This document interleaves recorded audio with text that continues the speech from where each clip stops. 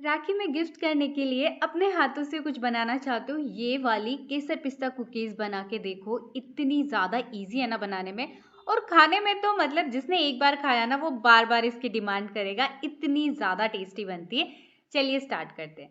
सबसे पहले आपने बटर लेना है, उसमें पीसी हुई चीनी डालनी है। आप चाहे तो बटर की जगह घी का यूज भी यहाँ पे कर सकते हो, और चीनी की जगह कोई भी स्वीटनर आपको पसंद है उसका यूज कर लीजिए।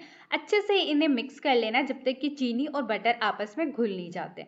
पिस्ता को एकदम बारीक बारीक कट कर लेना है। चलिए बटर और चीनी मिक्स हो चुके हैं, अब इसमें मैदा। आप मैदा की जगह चाहे तो आटे के साथ भी बना सकते हो। उसी के साथ थोड़ा सा इलायची पाउडर और केसर को मैंने गर्म दूध में भिगो दिया था, वो डाल देंगे। और इसका स्टिकी सा एक आटा, आप देख सकते हो बिल्कुल ऐसा स्टिकी सा आटा, वैसा हमें लगा के तैयार करना है। अब इसको रेस्ट बिल्कुल भी नहीं देना है, आपको पाइपिंग बैग ले लेना। अगर आपके पास पाइपिंग बैग नहीं है तो इसका क्या अल्टरनेटिव है वो भी मैं आगे शेयर करूंगी, सो वीडियो कंप्लीट देखना। अब मैंने स्टील की एक प्लेट ली है, उसके ऊपर बटर पेपर लगा लिया। मैं एकदम छोटी छोटी कुकी बना रही हूँ, आपको जो साइज पसंद है ना आप उस साइज की बना सकते हो। मुझे ऐसे छोटी छोटी बनाने में बहुत ज़्यादा मज़ा आता है। तो सारी कुकीज़ हम बना के रेडी कर लेंगे। मैं इसे एयर फ्रायर में बना रही हूँ, आप चाहे तो गैस पे भी इसे बना सकते हो। एयर फ्रायर को आपने पहले प्री हीट ज़रूर से कर लेना है। चलिए सारी कुकी बन गई। यहाँ पे इसके ऊपर हम बारीक कटा हुआ पिस्ता लगा देंगे।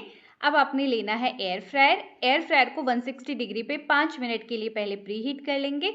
उसके बाद 160 डिग्री पे ही हम इसे 7 से 8 मिनट के लिए बेक करेंगे।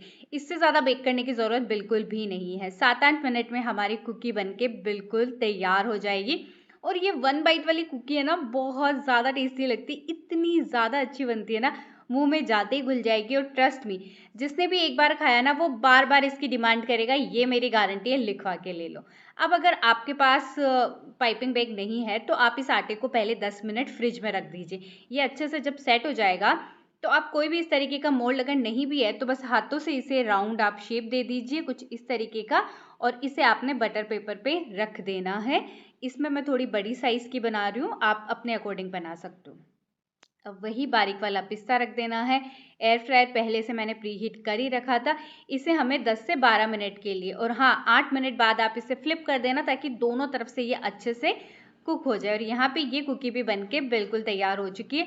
हल्की ठंडी होने के बाद ये एकदम क्रिस्पी लगेगी। अगर नहीं भी लगती है तो आप बाद में 1-2 मिनट ऐसे एयर फ्राई और कर सकते हो।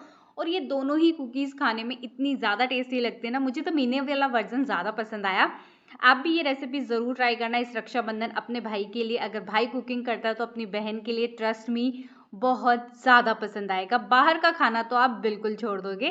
सो वीडियो को सेव और शेयर करना बिल्कुल मत भूलना।